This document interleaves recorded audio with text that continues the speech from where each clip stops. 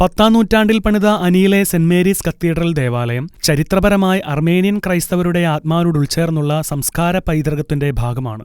UNESCO ലോക പൈതൃക പട്ടികയിൽ ഉൾപ്പെടുത്തിയിട്ടുള്ള അനി നഗരം ടർക്കിയുടെ കാർഡ്സ് പ്രവിശ്യയിലാണ് സ്ഥിതി ചെയ്യുന്നത്. കാലാകാലങ്ങളായി ഉപയോഗശൂന്യമായി കിടക്കുന്ന ഈ കത്തീഡ്രലിന്റെ പുനരുദ്ധാന പ്രവർത്തനങ്ങൾ കഴിഞ്ഞ കുറെ വർഷങ്ങളായി പുരോഗമിച്ചു വരികയാണ്. പക്ഷേ ഇപ്പോൾ ക്രൈസ്തവരുടെ ചരിത്രപുരാതനമായ ഈ ദേവാലയം ഒരു മോസ്കാക്കി മാറ്റുന്നതിനുള്ള നടപടികൾക്കായി അധികൃതർ ശ്രമിക്കുന്നതായുള്ള റിപ്പോർട്ടുകൾ പുതിയ വിവാദങ്ങൾക്കാണ് തിരികൊളുത്തിയിരിക്കുന്നത്.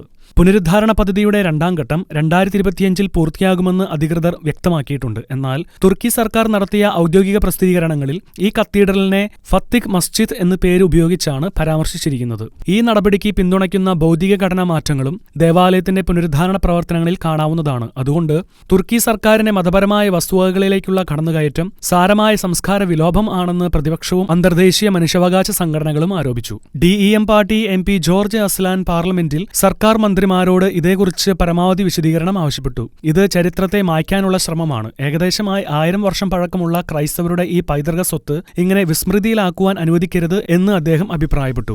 ഇതിനിടെ യുനെസ്കോയുടെ സംരക്ഷണ മാനദണ്ഡങ്ങൾ ലംഘിക്കപ്പെടുകയാണോ എന്ന ആശങ്കയും ഉയരുന്നുണ്ട്. നിരവധി അർമേനിയൻ സംഘടനകൾ തുർക്കിയുടെ ഈ പ്രവൃത്തി തികച്ചും കൾച്ചറൽ ജീനോസൈഡ് ആണെന്ന് വിശേഷിപ്പിക്കുന്നുണ്ട്. തുർക്കി സർക്കാരിന്റെ ഇസ്ലാമിക് നാഷണലിസം അജണ്ടയുടെ ഭാഗമായാണ് ഇത്തരം നീക്കങ്ങൾ നടത്തുന്നതെന്ന വിമർശനങ്ങൾ ആഭ്യന്തര തലത്തിലും അന്താരാഷ്ട്ര തലത്തിലും ശക്തമാണ്. ഹാഗിയ സോഫിയയെ മസ്ജിദാക്കി മാറ്റിയതിന്റെ തുടർച്ചയാണ് അനിയിലെ സെന്റ് മേരീസ് കത്തീഡ്രൽ ദേവാലയത്തിലും സംഭവിക്കുന്നതെന്നാണ് റിപ്പോർട്ടുകൾ പറയുന്നത്. International desk Shekinah news.